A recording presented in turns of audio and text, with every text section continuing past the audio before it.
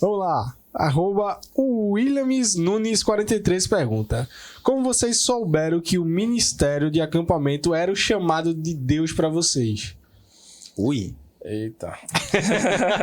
Assim, no meu caso, de forma particular, como eu citei, assim, a minha ideia, de fato, era ser atleta de futebol. Quando eu tive esse impacto visual ali com a ferramenta de acampamento, isso é o que acontece com muitos acampantes e equipantes. Tem gente que acampa há séculos, nasce, renasce e não deixa de acampar. Não é nem uma questão Já de se chamada. tornou uma planta, um bicho do acampamento. É porque, tipo assim, eu não quero deixar de viver isso. Tem gente que equipa também, faz... Eu não quero, porque assim, é muito incrível. É algo que quando a gente volta, sai do acampamento, por exemplo, e começa a voltar assim para a vida real aqui fora, chega estranho. Às vezes eu olho para as pessoas assim, tipo, meio com dó, disse, mano, o pessoal não sabe o que eu acabei de viver. Porque é tão incrível, é tão mágico. Tem gente que já abre mão de emprego, de não sei o quê. Isso na esfera humana, na esfera espiritual, eu entendo como obediência ao entendimento. Mas de uma forma objetiva, como eu entendi, não aconteceu nenhuma experiência extraordinária. Eu fui convencido pelo Espírito Santo. Deus, ele ganhou meu coração ali, na atividade de acampamento. Inclusive, para mim, isso é um prazer muito grande, porque eu trabalho com acampamento há 9 anos. Eu estou tendo a oportunidade de ver outras histórias sendo reescritas, como um dia a minha também foi. Então, sempre que eu vejo um jovem indo ali na frente, uma criança ali na frente, diz, Senhor, eu entrego a minha vida para ti, eu quero ser restaurado, eu quero ser curado. Eu vejo o Vitor em janeiro de 2014. Então, fui convencido pelo Espírito Santo e fui testificado a respeito disso através dos frutos. Como eu falei, até hoje, quando a gente toca no assunto futebol, mexe comigo. Se a gente passar 1 minuto discorrendo esse assunto, eu choro aqui fácil. Porque isso é o amor. Já pensou se eu tivesse talvez uma dúvida, tipo, caraca, será que eu fui chamado mesmo para acampamento, mano? Meu irmão, será que eu não era o cara levantado pra gente ter ganhado a Copa agora do mundo?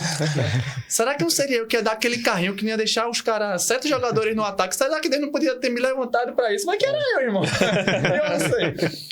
Mas os frutos, eles sempre testificam. Aí é inquestionável. O Espírito Santo, ele convence e os frutos testificam.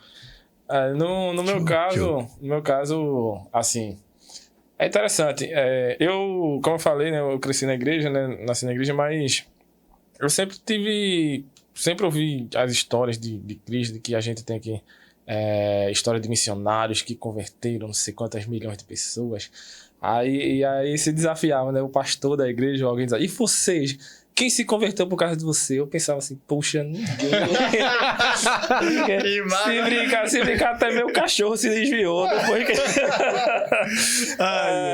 ficava, meu irmão, o que é que eu vou fazer, véio, assim, o que é que eu tenho que fazer, né? A gente se questiona, talvez alguém que esteja assistindo a gente se identifique aí na situação, poxa, onde eu posso ser útil no evangelho? Será que quantos frutos eu tenho? Quantos filhos na fé eu tenho? A gente via aqueles irmãos, aquelas irmãs com 15 filhos na fé e tal. E a gente, puxa, quantas pessoas eu vou ganhar? Como é que eu vou trabalhar para Deus? Então eu tinha muito isso no meu coração, né? Nunca tinha tido experiências assim que eu disse, poxa, essa foi uma experiência top que eu tive com Deus. Pô, Deus, tu tirou onda agora. Nunca tinha tido esse tipo de coisa, né? Tava servindo ali na igreja, gostava de louvar, gostava de tocar, né? Que também desde criança eu tô nessa área musical. E aí em um acampamento, justamente no Norte Colinas, que foi onde eu conheci Vitor, né? Onde eu fui apresentado a ideia de acampamentos de fato e não retiro. Foi quando eu tive uma experiência assim, muito forte com Deus, né? E naquela oportunidade, naquela primeira temporada, lá em 2015, né? Em janeiro de 2015, eu fui conselheiro. Eu já tinha sido professor de EBD e tal. Aí fui conselheiro, tive a oportunidade de fazer devocional com os meninos lá, e o pessoal se convertendo ali na devocional, e às vezes eu falava uma coisa de manhã e de noite aquilo ali vinha à tona na vida do cara. A gente com uma batalha espiritual com algum menino daquele ali, e de repente num jogo a gente via aquilo acontecendo e a galera se quebrantando ali, e aí eu fui vendo, caramba, tá acontecendo, eu tô sendo usado. Alguém tá se convertendo, glória a Deus. Aquele negócio finalmente chegou a minha vez. E aí eu fui justamente, eu percebi o quanto eu tava simplesmente sendo um canal de Deus ali. E eu pensei, não, eu não posso sair daqui, eu não posso deixar isso. Porque se a gente for chamado para fazer discípulos, se a gente tem essa missão, eu não posso abrir mão dela. Então foi muito forte ali para mim. E a gente foi continuando em outras temporadas e grandes experiências com Deus eu tive em acampamento. Inclusive a certeza de a pessoa que eu deveria me casar, eu tive em acampamento com essa pessoa que está aqui, maravilhosa. E outras experiências, né, que Deus me confirmou também em acampamentos. Então eu percebi assim que era algo especial em que Deus tinha um propósito para mim estar ali.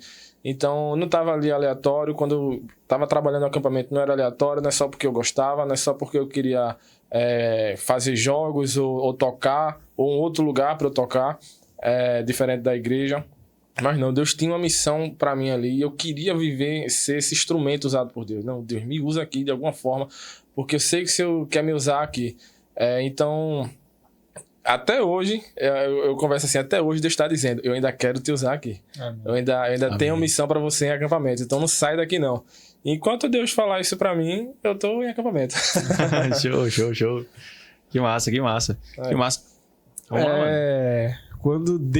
Quando a gente se sente à vontade em um lugar, que a gente sente Deus e que tá fazendo a obra de Deus, é tão bom quando a gente acha, aqui, Deus me chamou pra isso aqui. Porque tem gente que tá fazendo uma coisa na casa de Deus que é até bom, mas não é aquilo que Deus chamou ela. Ela tá fazendo assim, mas ela tô meio deslocada aqui. Às vezes eu já me sentia assim, na mesa de som, na mesa de som, eu falei, meu Deus. Todo mundo na mesa de som é assim, né? Porque os caras pra acertar o volume. Aqui não é o meu lugar, senhor, tô só no momento.